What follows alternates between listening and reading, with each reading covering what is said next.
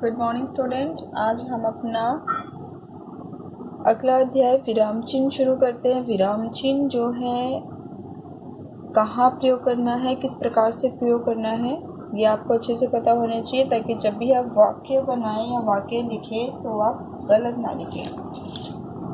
इससे संबंधित आपके अभ्यास कार्य में भी प्रश्न पूछे गए हैं। तो पहले विराम चिन्ह समझते हैं कि है क्या, उसके बाद फिर इसके अभ्यास कार्य को देखेंगे और कितने प्रकार के हैं वो बाद में आएंगे। सबसे पहले इसके बारे में पढ़ते हैं। विराम का अर्थ होता है रुकना, यानी कि स्टॉप, विराम, रुक जाओ। विराम का अर्थ होता है रुकना। भाषा का प्रयोग करते समय हम अपने विचारों और भावों को स्पष्ट रूप से प्रकट करने के लिए बीच बीच में कई स्थानों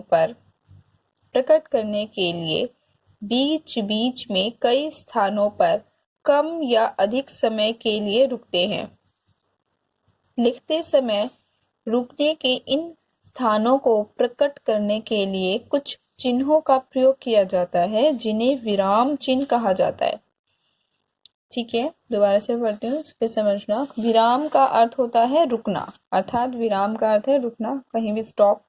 भाषा का प्रयोग करते समय, अर्थात हम जब बोलते हैं या लिखते हैं, भाषा का प्रयोग करते समय हम अपने विचारों और भावों को स्पष्ट रूप से प्रकट करने के लिए बीच बीच में कई स्थानों पर कम या अधिक समय के लिए रुकते हैं। लिखते समय रुकने के इन स्थानों को प्रकट करने के लिए कुछ चिन्हों का प्रयोग करते हैं। जब लिखते हैं तो कुछ चिन्हों का प्रयोग करते हैं अगर हमें रुकना है तो। ठीक है, बोलते वक्त हमें नहीं पता चलता, जैसे मैंने बोला सुनो वह कहाँ गया है, या सुनो वह किताब दे दो, तो सुनो और वह किताब दे दो के बीच में मैंने कुछ सेकंड का पॉज दिया, तो वो जो रुकना था उसको वहां पे हम क्या करते हैं, अल्प विराम लगा देते हैं। ठीक है, या विस्मयादि बोधक चिन्ह आ जाता है जब हम किसी को एकदम से हैरान होके लिखे। मैंने वहां पे हैरान होके नहीं बोला, मैंने बोला सुनो वहां से एक किताब दे दो। ठीक है, मैं और मेरे मामा घूमने गए, या फिर मैं बोल दूं मैं दीपक और चिराग, तो मैं दीपक और चिराग, मैं दीपक और चिराग नहीं, मैं के बाद दीपक। तो जब दो हम नाम बोलते हैं, किन्हीं भी व्यक्तियों के जब दो नाम बोलते हैं तो उसके बीच में ये जिसको आप इंग्लिश में कोमा बोलते हो उसे हिंदी में अल्प विराम कहा जाता है, इसका प्रयोग होता है। ठीक है, तो प्रकट करने के लिए बीच बीच में, यानी कि अपने भाव और विचारों को प्रकट करने के लिए बीच बीच में कई स्थानों पर कम या अधिक समय के लिए रुकते हैं। लिखते समय रुकने के लिए इन स्थानों को प्रकट करने के लिए कुछ चिन्हों का प्रयोग किया जाता है जिन्हें विराम चिन्ह कहा जाता है। ठीक है, देखिए इसकी परिभाषा, आपको ये परिभाषा लिखनी है। सबसे पहले विराम चिन्ह किसे कहते हैं, ये प्रश्न आता है आपका, तो आपका प्रश्न का आपका उत्तर ये होगा, लिखित भाषा में अपनी बात को स्पष्ट करने के लिए प्रयोग किए जाने वाले चिन्ह विराम चिन्ह कहलाते हैं। लिखित भाषा में अपनी बात को स्पष्ट करने के लिए प्रयोग किए जाने वाले चिन्ह, अपनी बात को स्पष्ट करने के लिए हम जो प्रयोग करते हैं चिन्ह, लिखित भाषा में अपनी बात को स्पष्ट करने के लिए प्रयोग किए जाने वाले चिन्ह विराम चिन्ह कहलाते हैं। क्या कहते हैं? विराम चिन्ह। स्पष्ट करने के लिए अपनी बात को स्पष्ट अर्थात सही रूप में, सरलता से सरल रूप में बताने के लिए हम विराम चिन्ह का प्रयोग करते हैं। ये परिभाषा आपको एज इट इज लिखनी है, इसी प्रकार से लिखनी है, किसी प्रकार का इसमें कोई अंतर नहीं आएगा। विराम चिन्ह की परिभाषा आप ऐसे लिखोगे। आगे देखिए, नीचे कुछ आपको दिखाया गया है। लिखते समय यदि हम विराम चिन्ह नहीं लगाते हैं अथवा उनका सही स्थान पर प्रयोग नहीं करते हैं तो वाक्य का अर्थ कुछ का कुछ हो जाता है। आइए नीचे दिए गए उदाहरण से समझिए। जैसे यहाँ पे एक उदाहरण दिखा, बच्चा है और माँ है उसकी। बच्चा गेट खोल के बाहर कहीं जा रहा है और पीछे मुड़ के देख रहा है। जैसे माँ ने बोला रुको मत जाओ, लेकिन रुको के बाद क्या है, अल्प विराम है, तो मैंने बोला रुको मत जाओ। लेकिन दूसरे वाक्य में देखो, एक पिता है जो अपने बेटे से कुछ कह रहे हैं, रुको मत जाओ। क्यों मैंने ऐसे बोला, क्योंकि ये जो दो शब्द हैं ये इनके बीच में कोई विराम चिन्ह नहीं लगा हुआ, इसलिए कैसे बोले गए हैं, रुको मत जाओ, रुको मत जाओ। अर्थात जहां पर अल्प विराम होगा आपको केवल वहां रुकना है। उससे पहले अगर आप उसको पढ़ते हो लिखे हुए किसी भी वाक्य को तो आपको नहीं रुकना, रुको मत जाओ, रुको मत जाओ। ठीक है। ऊपर दिए गए दोनों वाक्य बोलने, देखो देखने में दोनों जैसे बिल्कुल, शब्द भी वही है, पर देखो दोनों में अर्थ में बहुत भिन्नता है। एक में मम्मी जो क्या कह रही है कि रुको मत जाओ, जाओ मत रुक जाओ। पिताजी कह रहे हैं रुको मत जाओ, रुकना नहीं है जाओ। तो दिए गए वाक्यों, जो ऊपर दिए गए दोनों वाक्य हैं, इन दोनों वाक्यों को बोलने और पढ़ने में दोनों जो वाक्य बोलने और पढ़ने में समान लगते हैं, लेकिन पहले वाक्य में पुत्र रूठ कर जा रहा है, माँ उसे रोक रही है, और दूसरे वाक्य में पिताजी अपने पुत्र को जाने के लिए कह रहे हैं। इन वाक्यों में केवल विराम चिन्हों के अलग अलग स्थान पर प्रयोग से अर्थ बदल गया है। इस प्रकार विराम चिन्हों का लिखित भाषा में बहुत महत्व होता है। यदि उनका उचित स्थान पर प्रयोग न किया जाए तो अर्थ का अनर्थ हो जाता है। तो क्या कहना चाह रहे हैं, ये कहना चाह रहे हैं कि इस विराम चिन्हों का लिखित भाषा में बहुत महत्व होता है। ध्यान रखना बेटा, विराम चिन्ह जो होते हैं उसका लिखित भाषा में, विराम चिन्हों का लिखित भाषा में बहुत महत्व होता है। लिखित भाषा में बहुत महत्व होता है। यदि उनका उचित स्थान पर प्रयोग न किया जाए तो अर्थ का अनर्थ हो जाता है।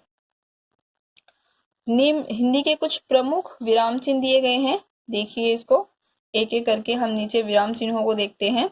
सबसे पहले आते हैं पूर्ण विराम, जो कि आप अधिक बार देखोगे, सबसे ज्यादा देखोगे जब भी आप कोई वाक्य लिखते हैं, तब भी आप इसको देखते हो। इस वाक्य को उदाहरण के तौर पे देखिए,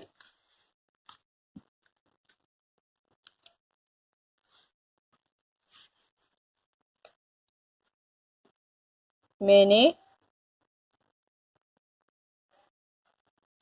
हिंदी का काम कर लिया। ये पूरा एक वाक्य है, मैंने हिंदी का काम कर लिया। पूर्ण विराम, ये पहला है। दूसरा देखिए, मैं आज विराम चिन्ह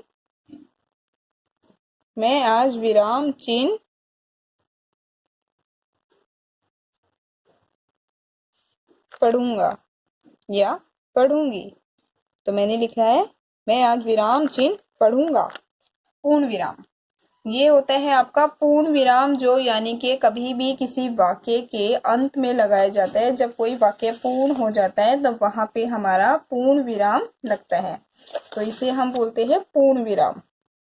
जो भी वाक्य के अंत में आता है, जब वाक्य आपका पूरा हो जाता है, और अगर आप इसको नहीं लगाओगे तो इसका अर्थ होता है कि वाक्य अभी समाप्त नहीं हुआ, कुछ और बात अभी बाकी है।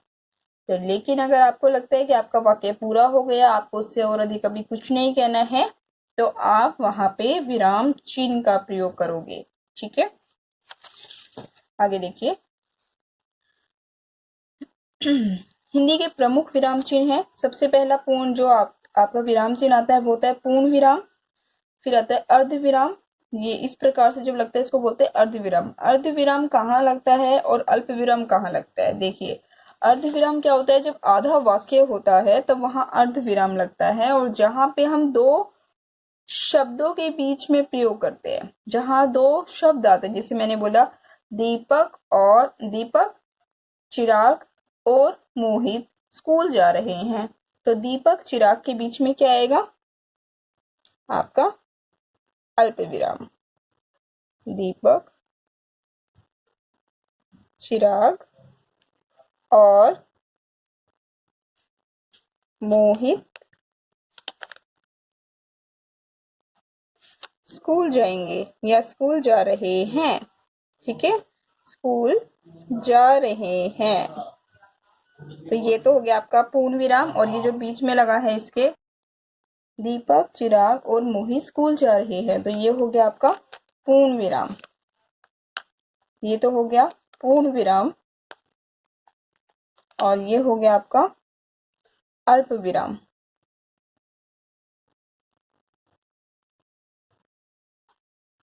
ये हो गया आपका अल्प विराम और ये हो गया आपका पूर्ण विराम। ठीक है, आगे देखते हैं हम। अब हो गया हमारे कुछ प्रमुख विराम चिन्ह। इसी प्रकार अब आगे देखते हैं अर्धविराम। तो पूर्ण विराम, अर्धविराम, अल्प विराम, ये आपका कोमा होता है। अल्प विराम, प्रश्न सूचक चिन्ह, जो कि आपने बहुत बार देखा होगा। प्रश्न सूचक चिन्ह, जब भी हम किसी से प्रश्न पूछते हैं तब वहां प्रश्न सूचक चिन्ह का प्रयोग किया जाता है। उसके बाद आएगा आपका विस्मय सूचक चिन्ह। विस्मय, जब कोई हैरान हो जाए, आश्चर्यचकित हो जाए। जैसे एकदम से अगर आपके सामने आप जा रहे हो, आपको एकदम से क्या दिखाई दे कि आप जिस रोड पे जा रहे हो वो आगे बिल्कुल रोड खत्म हो गया, आगे खाई है। क्या हो गया, आप एकदम से हैरान हो जाओगे। या फिर आप किसी गुफा में जो वो सोने की आपको खजाना मिल जाए एकदम से, तो क्या होगा, हैरान हो जाओगे।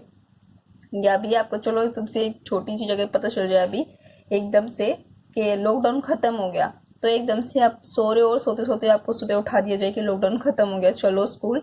तो आप लोगों को कैसे सरप्राइज हो जाओगे। तो वही सारी चीजें जो आपके फेस पे उस समय आएंगी, वो सारी आपका विस्मय सूचक चिन्ह देती हैं। उसे हम बोलते हैं विस्मय सूचक चिन्ह। वो लगता है ये, उस चिन्ह के लिए इसका प्रयोग किया जाता है, ये उसका चिन्ह होता है। ठीक है, अब आता है आगे योजक चिन्ह।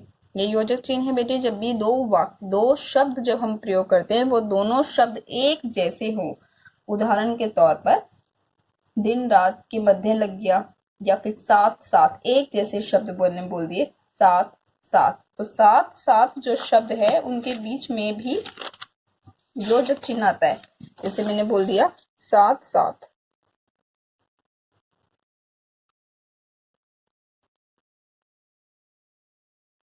तो ये जो लगा, ये होता है आपका योजक चिन्ह, साथ साथ। उद्धरण चिन्ह, इन्वर्टेड कोमास में, मतलब जब हम किसी की बात को, जो उसने अपने मुख से कहा है, हम उसके वाक्य को बिल्कुल भी बिना किसी परिवर्तन के लिखते हैं या किसी अन्य व्यक्ति को बताते हैं। बताने के लिए तो उद्धरण चिन्ह का प्रयोग नहीं करेंगे। जब उसको लिखते हैं, उसकी बात को कि गांधी जी ने ये कहा था या सुभाष चंद्र बोस जी ने ये कहा था, और उनके वाक्यों को हम एज इट इज उसी प्रकार से लिख देते हैं, तब वहां पर हम उद्धरण चिन्ह का प्रयोग करते हैं। आगे आता है निर्देशक चिन्ह। ये निर्देश देने के लिए कि इस प्रकार से है। हम बोलते हैं ना, निम्नलिखित प्रश्नों का उत्तर दीजिए, या फिर हम बोलते हैं इस प्रकार से है और हम ऐसे साइन बना देते हैं। वहां पे अगर निर्देशक चिन्ह आगे दिखाएंगे भी आपको, इसके बारे में भी डिटेल में पढ़ेंगे हम लोग। विवरण चिन्ह, ये होता है किसी के बारे में जब विस्तार से बताना हो आपको, तो उसके लिए हम इसका प्रयोग करते हैं। इसे बोलते हैं बेटे विवरण चिन्ह। फिर आता है कोष्ठक चिन्ह। ये कोष्ठक चिन्ह होते हैं जब हमने किसी बात को, अगर हम कोई किसी व्यक्ति के बारे में बात कर रहे हैं, उस व्यक्ति के बारे में बात करते करते मुझे अगर बताना है, जैसे हम लिख देते हैं, मैं लिखा दीपक, लिख दिया मैंने, और उसके बाद में क्या करा, ब्रैकेट में उसके बारे में कुछ संक्षिप्त में बता दिया। या फिर हम अपनी एप्लीकेशन लिख रहे होते हो आप कभी भी, तो आप क्या करते हो, इस कोष्ठक चिन्ह का प्रयोग करते हो जब अगर आपको डिटेल में कुछ बताना होता है तो। फिर आगे आता है आपका हंसपद चिन्ह। इसको बोलते हैं हंसपद चिन्ह। ये कहाँ प्रयोग होता है, जब आप क्या करते हो, आप कोई वाक्य लिख रहे होते हो। जैसे आपने लिखा हम विद्यालय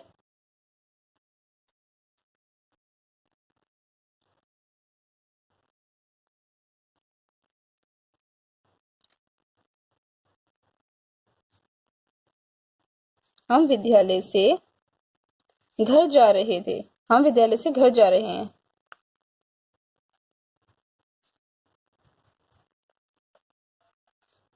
ओ, अब आपने देखा आप एक शब्द तो लिखना भूल गए। क्या? घर। हम विद्यालय से जा रहे हैं। इसको अब आप क्या करोगे, ऐसे आपने ये हंस पद चिन्ह ऐसे लगाया, इस प्रकार से यहाँ आप लिख दोगे ये हंस पद चिन्ह लगा के यहाँ ऊपर घर, इसके लिए प्रयोग किया जाता है, इसको बोलते हैं हंस पद चिन्ह। जहां पर आप कोई शब्द छोड़ देते हो वाक्य के अंदर, वहां हंस पद चिन्ह का प्रयोग करके वह शब्द लिखा जा सकता है।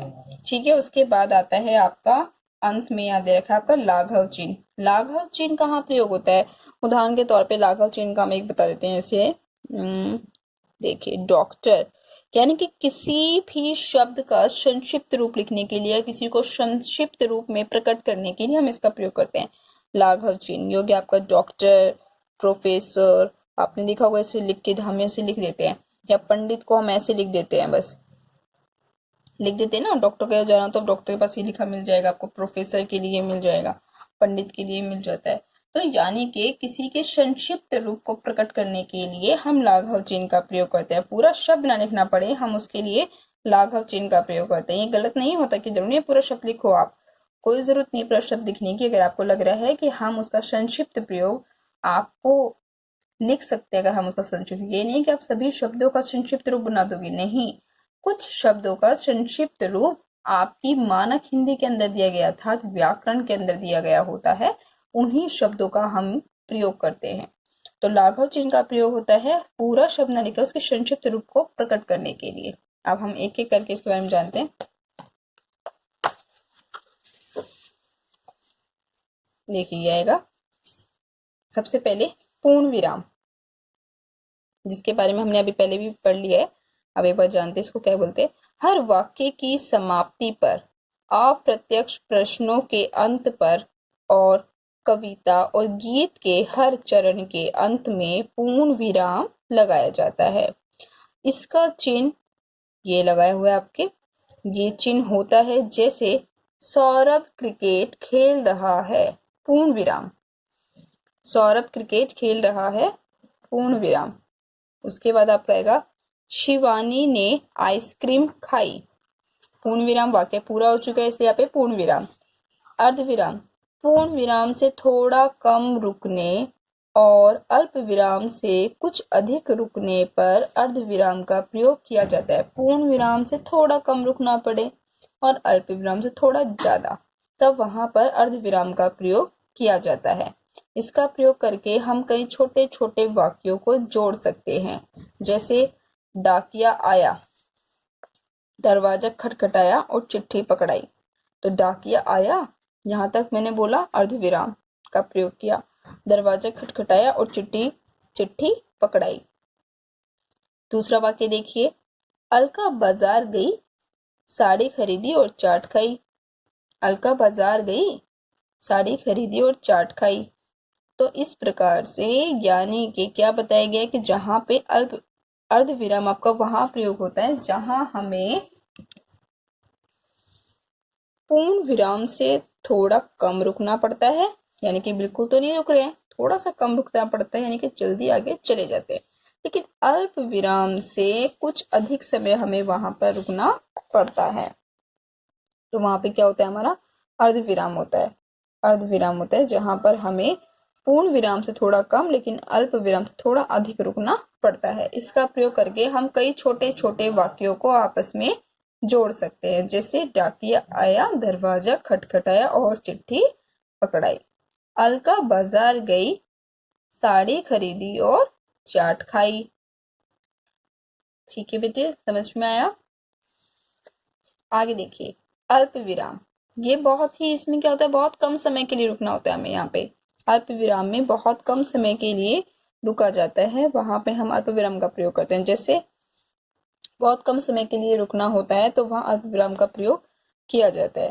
देखिए अल्प विराम का प्रयोग कैसे करते हैं, जब शब्दों को अलग अलग करना हो, जैसे स्त्री, पुरुष, बच्चे और बूढ़े सभी होली खेल रहे हैं। ये क्या हो गया आपका, जब शब्दों को अलग अलग करना हो, जैसे स्त्री, पुरुष, बच्चे और बूढ़े सभी होली खेल रहे हैं। तो मैंने क्या बोला था, जब हम एक से ज्यादा या हमें शब्दों को अलग अलग करना होता है, तब हम वहां पे अल्प विराम का प्रयोग करते हैं। जब दो वाक्यों को आपस में जोड़ना हो, जैसे दादी माँ ने आसन लगाया, पूजा की और भजन गाए, तो दादी माँ ने आसन लगाया, पूजा की और भजन गाए। जब दो वाक्यांशों को आपस में जोड़ना होता है, तब भी हम अल्प विराम का प्रयोग करते हैं। संबोधन के लिए करते हैं, हाँ या नहीं के लिए, जैसे भाइयों, हमें शत्रुओं का डटकर सामना करना है। भाइयों, रुके हम, या फिर हम बोलते हैं मित्रों, हमें शत्रुओं का डटकर सामना करना है। ठीक है। हाँ, मैं भी घूमने चलूंगा। हाँ या नहीं के लिए हम प्रयोग करते हैं इसका। हाँ, मैं भी घूमने चलूंगा। नहीं, मैं बाहर नहीं जाऊंगा। दोबारा देखिए, हाँ, मैं भी घूमने चलूंगा, पूर्ण विराम, नहीं, मैं बाहर नहीं जाऊंगा। पर, लेकिन, परंतु, किंतु, मगर आदि अव्यय से पहले इसका प्रयोग किया जाता है। याद रखने योग्य बातें हैं ये। पर, लेकिन, परंतु, किंतु, मगर। पर, परंतु, किंतु, लेकिन, मगर, इन सभी अवयवों से पहले हम इसका प्रयोग करते हैं। जैसे मैंने प्रतीक्षा की परंतु तुम नहीं आए।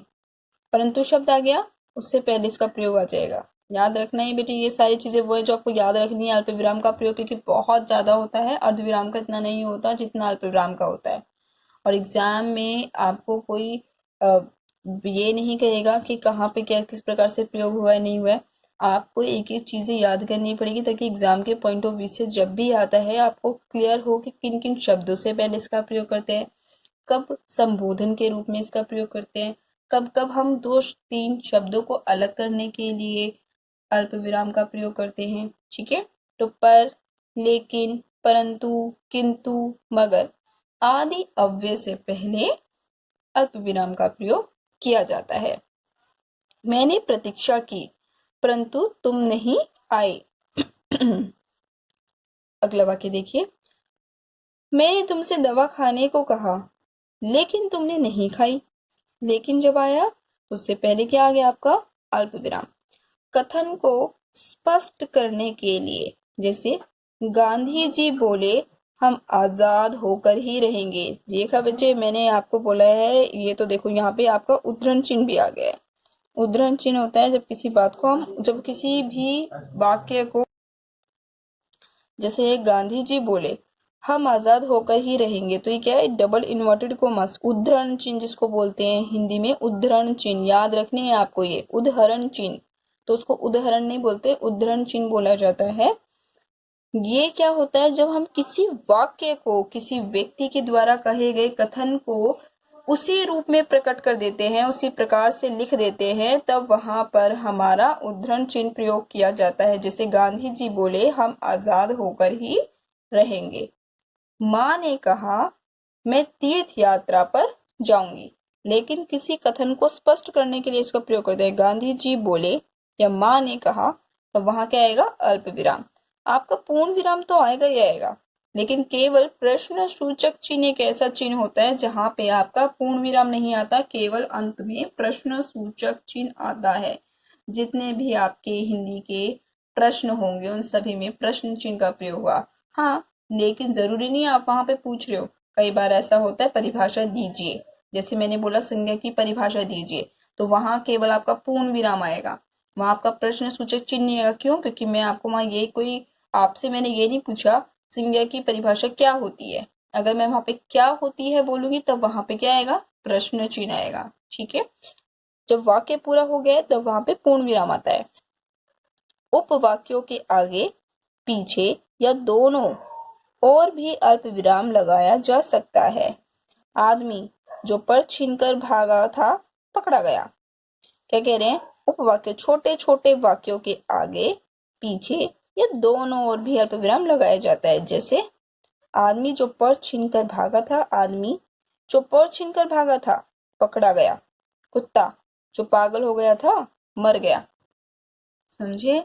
लेकिन पढ़ना ऐसे नहीं है, आदमी जो पर्स छीनकर भागा था पकड़ा गया। पढ़ना भी इसी प्रकार से होता है। आदमी जो पर्स छीनकर भागा था, पकड़ा गया। कुत्ता जो पागल हो गया था, मर गया। तो यानी कि जब भी आपके सामने कभी भी अल्प विराम आए तो आपको उसी प्रकार से उसे पढ़ना है। ठीक है, आगे के हम अभी बाद में करेंगे। केवल अभी आपको 3 जो करवाए गए हैं, इन तीनों को ध्यान से पढ़िए और इससे संबंधित जो भी प्रश्न आपको दिए जाएं उन्हें आप पूरा करेंगे। जैसे देखिए, आपको यहाँ पे पहले दे रखे हैं प्रश्न में, विराम चिन्ह किसे कहते हैं और अल्प विराम और अर्ध विराम में क्या अंतर है। ठीक है, विराम चिन्ह किसे कहते हैं, अल्प विराम और अर्ध विराम में क्या अंतर है।